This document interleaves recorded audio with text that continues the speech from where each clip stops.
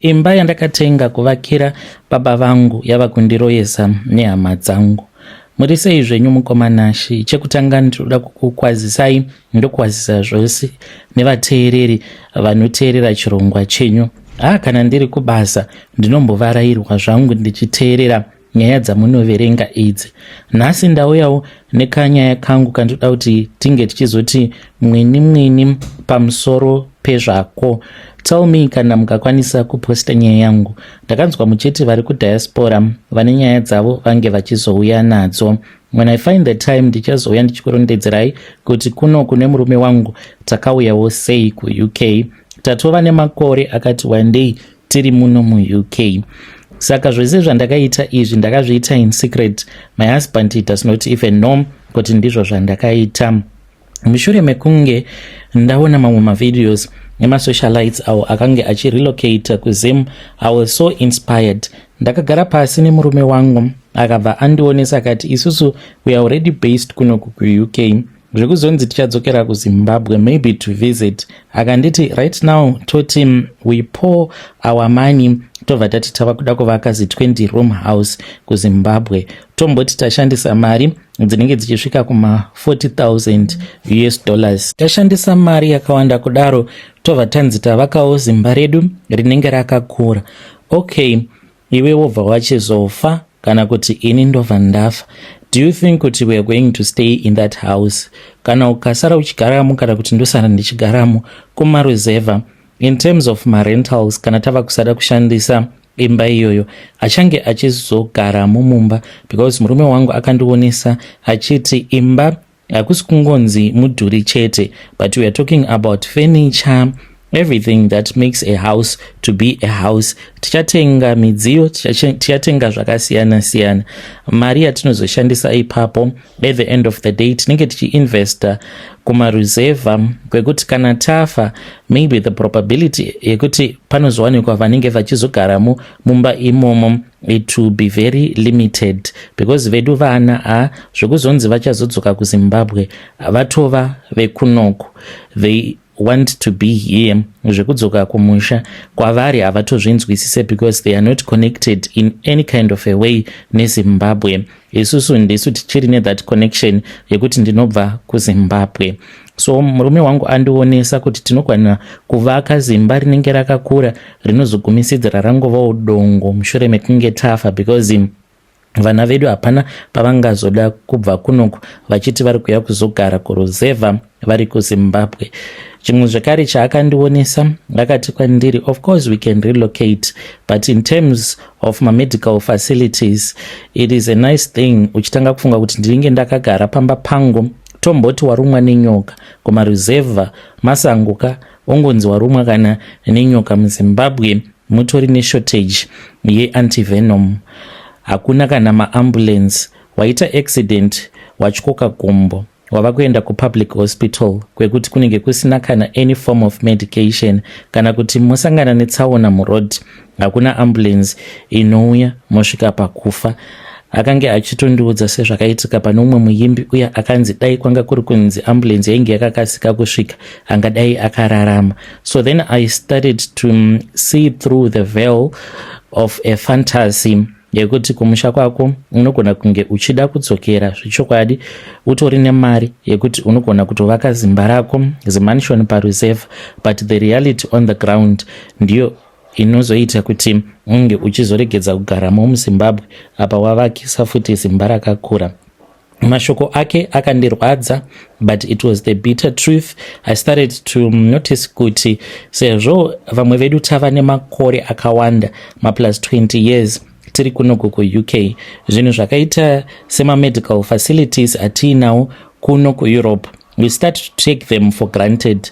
Wotanga ukanganwa kuti kuZimbabwe kwawakabva paracetamol chaiyo inotoshaika muzvipatara, basic medication, basic bandages, you don't think about it because unenge wava kungofunga kuti ndoda kuenda kumusha ndinge ndichinonoona nzvimbo yandakakurira. I then decided to let go of that project because imba iyi ndainge ndichida kuti tinge tichizoivakira kwedu. Ndikati maybe munhu uyo aramba kundisapota zvake because iye ari kutya kuti anenge aita investment kuri kumba kwedu. Saka takabva tasiyana zvedu nayo nyaya iyoyo. Ndikati iyi inokonzeresa kuti vanhu munge muchizoitirana pamuromo. Ndakabva ndati zvinondoita sei. I then spoke with one of my friend uyo akabva achizondikurudzira kuti ndinge ndichitenga imba mustand inenge iine paper towel. So I then decided kuti ndinge ndichitenga imba, but ndakaona kuti in terms of documentation it was going to take me a very long time kutenga imba ndiri kunoku ndichimbopota ndichidzokerako kumusha.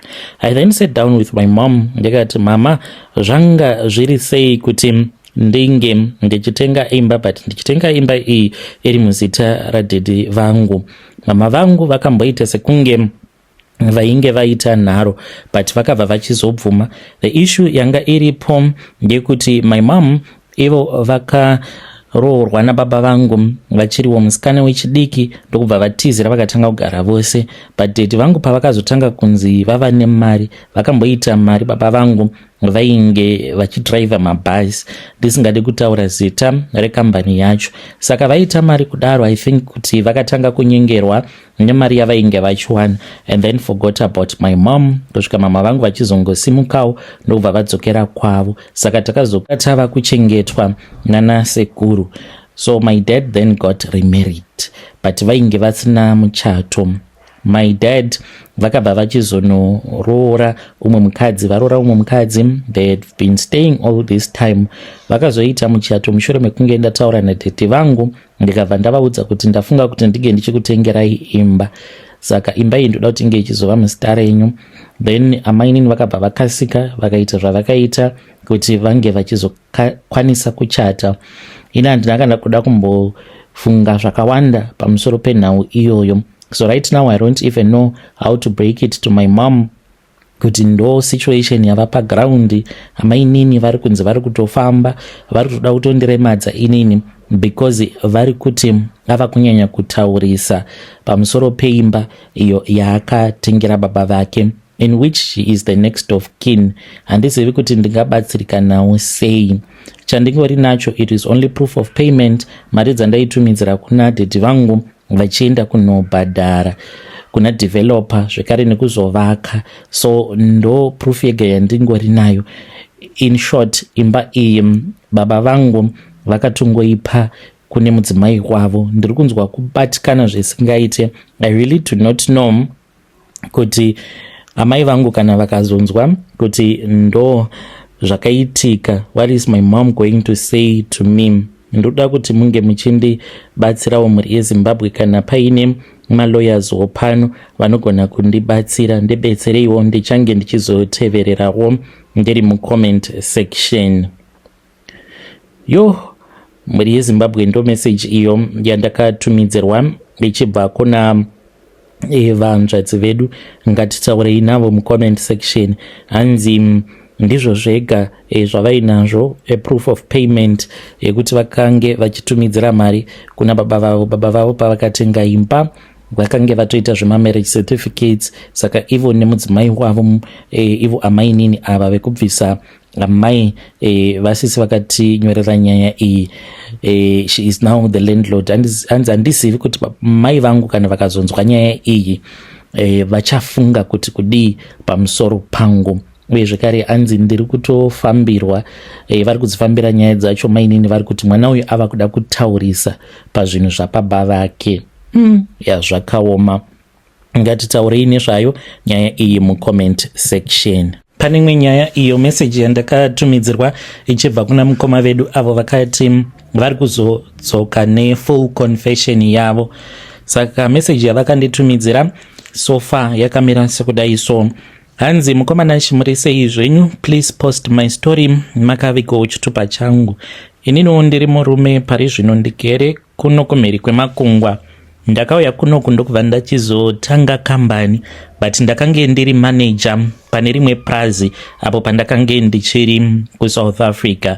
Saka farm redu iroro rakange riri padhuzesa nemamwe macommunities, and vanhu vazhinji vaishanda muprazi imomo vaigara mumatownship akaita sana Alexandra muJoburg. Vamwe vaiwanzo kuti kana yava Friday zviya vaizokwira vachienda kuJoburg vozodzoka zvavo mumapurazi after weekend. Saka ndakange ndiri manager pane rimwe purazi randisingadi hangu kutaura nezita munyika yeSouth Africa. Ndakasvika makange muri mugore ra2004. Ndichisvika muSouth Africa ndakange ndava munhu ainge achivimbwa naye zvikuru kwazvo nemurungu wandainge ndichishandira. Pandakasvika papurazi ipapo hakusi kunzi pakange pasina vanhu vainge vachishandapo, vainge varipo, paiva nemaSouth Africans vainge vachishandamo mupurazi imomo. Zvimwe zvakange zvatova zvidhara. Saka purazi iri rakaita change of ownership. Rakange rimbori purazi remabhua, mabhunu ekuSouth Africa, vaya vanotaura chiAfrikaans chiridzi cheko kuSouth Africa. Purazi iro rakabva rachizotengwa nemaBritish. Akange ari maBritish ekuno kuEurope. Saka maBritish awa vakange vasingagoni chirudzi cheko kuAfrica ikoko, vaitaura nechavo chirungu. Saka maSouth Africans avo ainge achishandamo mupurazi imomo vakange vasingagoni chirungu, vaigona Afrikaans, nemaMozambicans aivamo nemaMalawians. Saka pakabva panoita communication breakdown, ndokubva ndawana basa ndikatanga kushanda, ndikakwiridzirwa ndikazova emanager. Zvakazoitika pane xenophobia yakazoitika, kungoti apa I am driving ndikazowana mukana ndichakurundidzirai zvose zvaiitika mamwe internal relationships ainge achiitika mupurazi imomo. Ndakabva ndapiwa mari nemurungu, yainge iri mari yekuti ndinge ndichipa vashandi vose vemupurazi. Tainge takawanda, taisvika zvekuma73 maforeigners aishanda mumaSouth African kuda vaisvika kuma30 something vaishanda mumupurazi. maSouth African ndio vainge vachidriver zvakaita sematractor, matraki. Maforeigners ndo ainge achipinda muminda, mamwe mazibasa aya anorema ari dangerous aitwa nesu maforeigners. Saka ndapiwa mari idzodzo dzevanhu vakange vachisvika kuma70 something, me included, dzainge dziri mari dzekuti vawane mari yekurelocata kudzokera kunyika dzavo. Vamwe vacho vakange vava nema30 plus something years vachishandapo papurazi ipapo. Ndaidanana noumwe muXhosa akabva andibira mari. Zvino akati andibira mari haana kukwanisa kuba mari yose because yainge yakawanda. Murungu ainge akanditi ita zvinhu izvi in secret kuitira kuti vamwe vashandi vasazviziva because vanozondinetsa voti vari kudawo mari dzavo. Saka ndakapiwa mari yakange iri muchimonaki, yakange iri cash. Ndaifanira kupa maforeigner ose cash vodzokera kunyika dzavo. Saka ndakabva ndaenda kumba kwakange kuchigara mumwe muXhosa wandaidanana naye.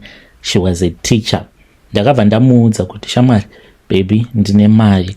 Saka pane vanhu vandichange ndichizofonerana navo vachiuya kuzokolekta mari dzavo, imari dzavo dzemapenjeni. Saka vakange vasiri registered. Murungu akange asingade kuzova in problem nedepartment yelabor because vainge vasiri registered. Saka varungu vanokutambisa front nepanenge pachipisa. Ndakataura nemukadzi wandaidanana naye uya akabva andibira mari. Handizivi kuti vakandiisira what kind of a drug, but pandakazomuka ainge atotiza aenda kuEastern Cape. Akandisira mari akandisira ndio yandakazoshandisa. Ndakaona kuti already ndatobirwa mari. Ndakatya kuti kana ndikaenda ndikanoudza vanhu vaigona kundiuraya nekuda kwezvainge zvichiitika. Ndikangoti mari yevanhu vakasara, it was round about mari yevanhu 20 or so. It was a lot of money. Ainge ari mamillions awandi kutaura nezvavo. Saka mari idzodzo ndo dzandakazongonyudza, mari idzodzo dzevanhu round about 20. Ndikabva ndatongotaura nomwe muchinda wangu wandaiwirirana naye weGonyeti. Ndikakwira Gonyeti kubva muJoburg kunobata kumusha kwaMutoko ndine mari yangu. Ndikasvika ndikatanga kuita zvekurima. Upenyu hwangu ukatoshanduka. Ndikatanga kutopinda import export market and I created a nice profile. Ndakauya kunoku kuEurope kwete kuzoshanda but as a businessman. Nditori a mentioned, izvezvi a registered mentioned. Ndo zvakaitika. Asi dambudziko randiunza pano in brief mukoma, ndinoona vanhu vakafa, especially vanhu vekuMozambique. Mamwe madhara akazofa. vanotozviziva kuti mari dzavo dzepenjeni dzakaperera muhomwe yangu. Saka papa ndichiri kutsvaga nzira kana kuti n'anga ingandibatsira, sezvo mari iyi ndisina kuidya ndiri ndoga.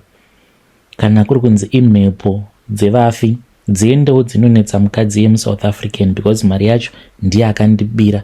Ndainge ndisingatombodi kuitira chitsotsi, because Mulungu ainge akanditi ndichazokubhadhara yako on top.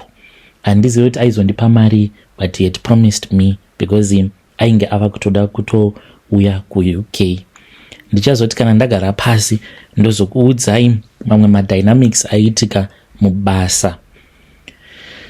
Muri yeZimbabwe ndo message iyo yandakatumidzirwa ichibva kuna mukoma vedu avo vari kuti vakanyora message yavo vachimhanya-mhanya. Ngatitaurei navo mucomment section. Zvakangooma nazvo vedu we. Yei, pakaipa.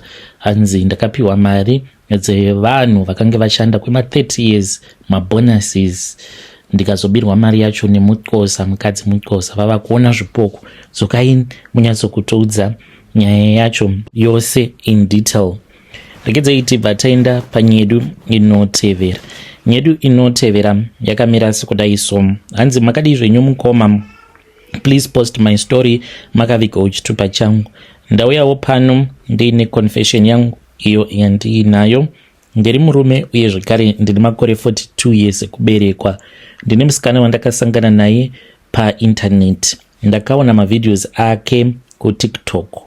Koma ndapota musazoisa kazita rangu pajekerere. I was really disappointed by my wife. Ndakashingirira kusvikawo ndakwanisa kuzozviwanirawo visa rangu ndiri ndega. My wife ainge ava kuda kushandisa mukana wekuti sezvo ndiri dependent, she could do whatever that she wanted to do neupenyu hwangu. Saka ndakabva ndati no, zviri nani kuti ndidzokera hangu kumusha. Ndakati okay, you can stay, but situation yacho yakaramba ichingooma. Nezvandainge ndichiratidzwa nemukadzi, ndakatya kuti taikwanisa kuzosvika pakubayana nemapanga nekuda kwepain yaakange achiisa mumwoyo mangu. So I then decided kuti ndige ndichimbodzoka kuAfrica. Ndadzoka kuAfrica ndakakasika ndawanawo mukana ndokubva ndachizodzoka kunoku zvekare kwandiri. Saka nyaya iripo mukoma ndeyekuti nekuda kweloneliness, I then decided kuti ndinge ndichimbotsvakawo munhu, ende ndakabva ndatsvaka munhu on social media. So right now ndiri kudanana nomumwe musikana. I don't know if you can recommend kuti ndirambe ndichifambidzana naye musikana uyu, because pane zvimwe zvinhu zvinoitika zvandisinganzwisisi. Maybe vamwe vedare vanogona kundibatsira, vanhukadzi zvekare vachindionesa, kana kuri kunzi pasina changu movha mangondiudza, ndobva ndangotsvaka hangu zvimwe zvinyowani. Ndakasangana naye paTikTok, ndakamufarira because ainge achiimba masongs egospel, achitevedzera masongs egospel. Ndikabva ndati uyu anoita. So musikana uyu mukomanashi ane nguva dzekuti habatiki, especially kana uri usiku. Kumubata kunonetsa, habatiki zvachose. No matter how hard you try, hatobatiki zvekutodaro. Dzimwe nguva anombobatika, but paanobatika online anenge achingokuudza ma-excuses like right now ndiri busy, pane zvandoda kuti ndige ndichimboita, tozotaura after. But tozotaura after ndiwe unozotomutanga mangwana acho. Ukamubvunza kuti ko wainge uripi, haana response yakanakawo yekuti inokugutsa yaangakupa. Anongoti ndakazobatwa nehope. Always ndizvo anongotaura kuti very sorry baby, nekuti ndakazobatwa nehope. So now it is very concerning. Pane pamwe paakamboita 3 days achipinda paWhatsApp, achipinda achibuda, achipinda achibuda. Hey baby, kuri sei? Baby ndakusuwa, how are you? Uchitomuona kuti munhu ari online. Saka pandakazongoti ndiri kukuona ka uri online but you're not responding, chii chiri kuitika ikoko? Online yaye yakabva yawandiswa, kunyangwe kublutika. Hauchambooni kuti avhura mamessages kana kuti haana kuvhura mamessages. Saka ndozvimwe zvezvinhu zviri kundishungurudza. I don't know kuti ndingainvesta here ma-emotions angu pamunhu akadai so, kana kuti I should just let this woman go, ndinge ndichingosiyana naye. Mukazopostawo nyaya yangu muzondizivisa. Kune avo vanenge vachida kundijaja, you can judge me, hapana chakaipa, but I just wanted help. Muri yeZimbabwe ndo message iyo yandakatumidzirwa ichibva kuna mukoma vedu. Sei achiti usiku hwoga hwoga haabatiki, sei asingabatiki kana hwava usiku. Ndo pane mhinduro yenyu ipapo. Hanzi haatobatiki musikana zvachose, anenge atori busy achitsikisa dzaanenge achitotsikisa. Kana ukazomubvunza hanzi haana mhinduro yaanonyatsokukupa. Akaita mazuva asipo paWhatsApp vachitaura naye achingoblutika. Hanzi she is 18 years old. Ngatitaurei navo mucomment section. Rekedzai tibva taenda panyedu inotevera. Nyedu inotevera yakamira sekudai so. Hanzi makadi zvenyu mukoma, please post my story makavigawo chitupa changu. Nerimwe gore ndakamboshandira umwe mudhara tainge tichiita zvefish farming. Munyika medu munotoda kuti kunge kuchitocreatwa mamwe mabazi ehurumende anongoita zvevetting, ende vanofanira kutoti vange vachizopiwa mari yakawanda kuitira kuti vasazonyengerwa vachipiwa mari dzechioko muhomwe. Because skiri ratairatidzwa nemudhara wataishandira soka hawainyatsokuona kuti hazvina kumira zvakanaka. Saka mudhara uyu yakange itori mhondi. Aibva kuMozambique mudhara iyeye, but ndivo vamwe vaya vakasouya kuZimbabwe kudhara. Saka akabva achizokwanisa kuwanawo mukana wekuwana land. Mushure mekunge awana land mudhara iyeye, akabva achizotanga kuitawo zvekurima. Saka paakanzwa zvichinzi fish farming iri kudyisa, akabva achizotanga kuitawo zvefish farming. Saka mudhara uyu aipota achienda kuMozambique. Nerimwe zuva akatouya nemutumbi wemunhu, chitunha chaicho mukomanachi chaakauya nacho. Chitunha ichocho mushure mekunge auya nacho akatiudza kuti taifanira kuti tinge tichikanda into one of the fish ponds. Takachikanda chitunha ichocho into one of the fish pond. Handisi kunyepa. Asi pakazouya vamwewo vakazouya, handizive kuti vakange vari vekuMozambique here, ndivo vakabva vachizotanga kucleana pond iyoyo mushure mekunge hove dzatengesewa. Mudhara iyeye akazotanga kuita mamwe macustomers mukoma ainge akawanda. He was a big supplier, aitosupplya mabig supermarkets. Saka ndizive kuti dzakange dzingori mhiko here dzekuti awane macustomers, kana kuti kwainge kuri kutoshota kwechikafu, because tainge tabva mukumuudza kuti murungu chikafu chava chishoma, saka munofanira kuti munge muchiwedzera chikafu. Ndopaakabva achizouya nestrategy yake iyoyo yaakauya nayo. Chitunha chikatokandirwa mupondi. Chakange chiri chitunha chemunhukadzi. I wonder kuti vanhu ivavo vakazodya hove idzo dzatakachengetera mupondi imomo vane hutano here kwavari kana kuti havana hutano?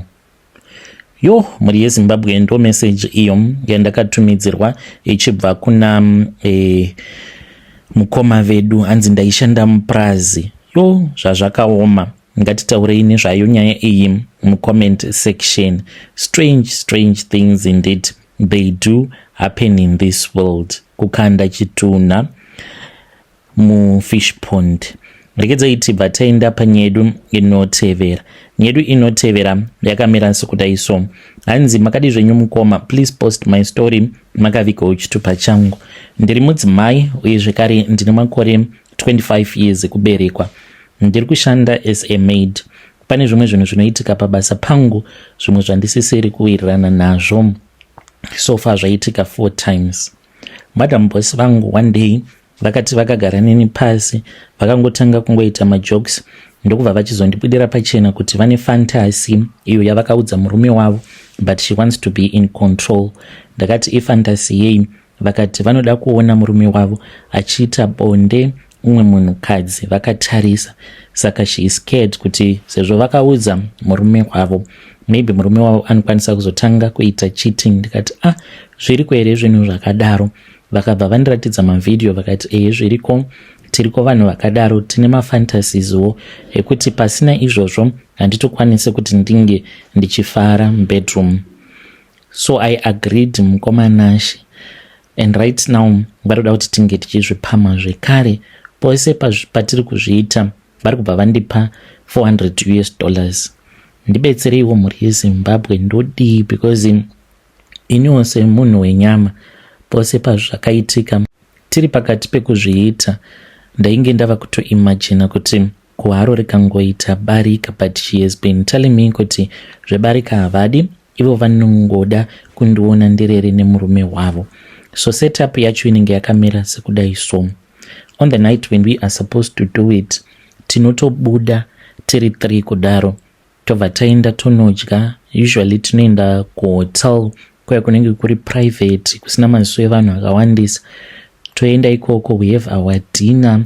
Kana ari semadinner dress, kana ndisina vanobuda vanonditengera ivo maskati, votondigadzirisa musoro wangu, nails, lashes. Then tobva taenda out for a date nemurume wavo.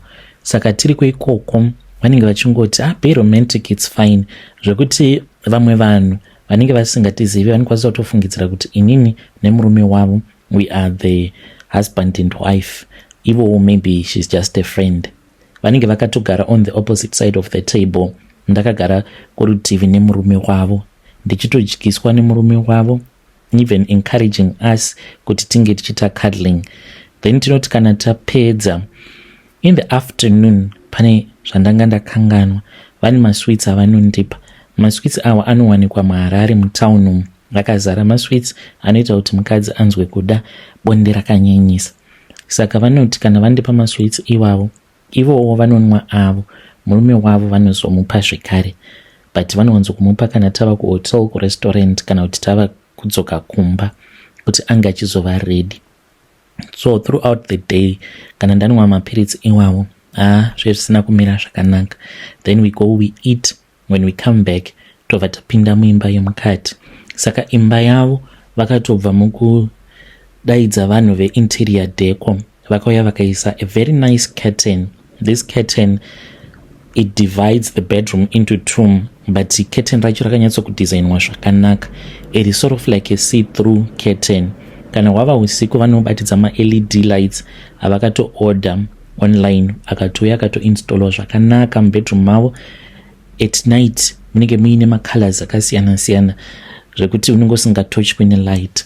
Vanobva vandipa hembe dzekupfeka vachindidzidzisa zvekuita, but she will be sitting on the other side of the curtain. Vanenge vakarara pacouch. Vakarara pacouch ipapa handingazodescribe zvavanenge vachiita, but vanenge vachitozvibatsira, vakanditarisa inini nemurume wavo tinenge tiri base. Vanenge vachitotikurudzira kuti chimbomirai kana kuti itai.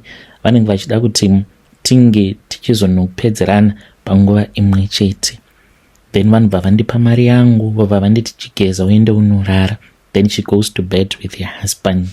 Dzimwe nguva ndinozotobuda mubedroom vanenge vatova busy nemurume wavo, which has brought me to you mukoma.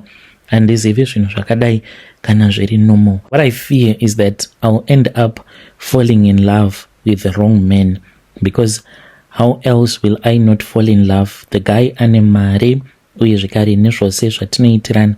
A maid is not supposed to do such a thing nemurume wamadam boss vake. Saka handichazivi, ndatova neconfusion, ndinomboita jealousy, kutanga kufunga kuti saka vatanga nazvo pandiri here kana kuti zvakamboitika before. I honestly need your advice.